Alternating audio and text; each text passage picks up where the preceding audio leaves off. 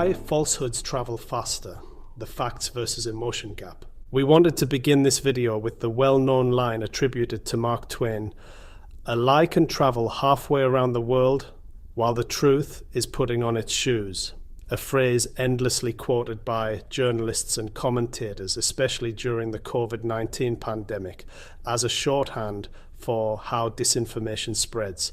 But when we decided to check its source, we found its veracity was in question. Despite being a favorite of the press, it turns out that Mark Twain may not have said it at all. The expression is far older, with versions appearing centuries earlier in the works of Jonathan Swift, for example. The irony is hard to miss.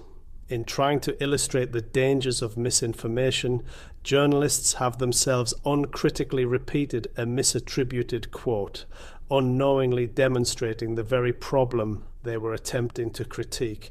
It is a reminder of how easily an appealing line, repeated blindly and accepted as received wisdom, can pass for truth, and how even those set out to warn against falsehoods are not immune to lapses in critical thinking. Nonetheless, the sentiment behind the quote rings true. The acetaminophen autism controversy is yet another reminder that falsehood often outruns truth. President Trump's claim was unfounded, but it carried an immediacy that the institutional responses lacked.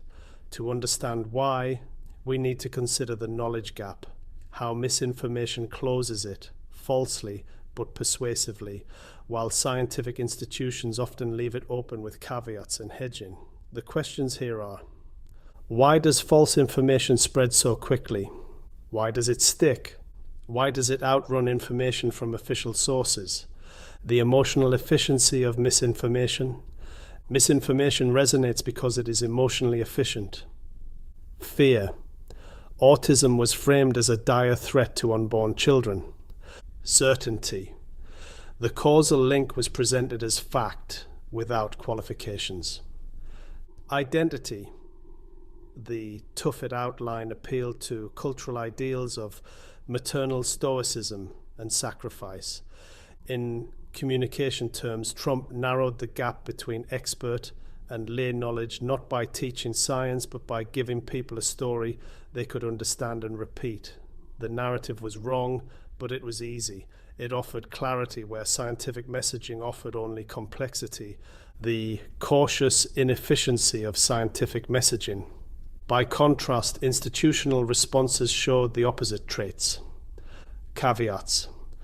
Association has been described and causal link not established, are scientifically precise but emotionally inert. Balance. Acknowledging conflicting studies demonstrates transparency but sounds like uncertainty. Process talk. Announcing label reviews and future guidance emphasizes diligence but communicates delay, and mostly, few lay people would understand the procedures anyway. The choices widened the knowledge gap. They positioned the audience as outsiders to the medical conversation, spectators to a process they could not fully understand. Health literacy and the gap. This dynamic ties directly to health literacy. Functional, interactive, and critical health literacies are especially vulnerable to the knowledge gap. When institutions use inaccessible language, they undermine interactive literacy, the ability to engage in dialogue, and critical literacy, the ability to evaluate claims. In the void, misinformation appears more compelling. The false narrative speaks directly to fear and identity, while the scientific narrative speaks past the audience. Why institutions leave the gap open? Why do institutions persist in this style of communication? Partly, it is risk aversion. Hedging protects credibility. Partly, it is habit. The medical register is deeply ingrained.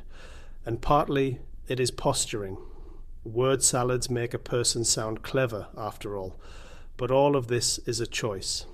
Institutions choose to prioritize precision over resonance.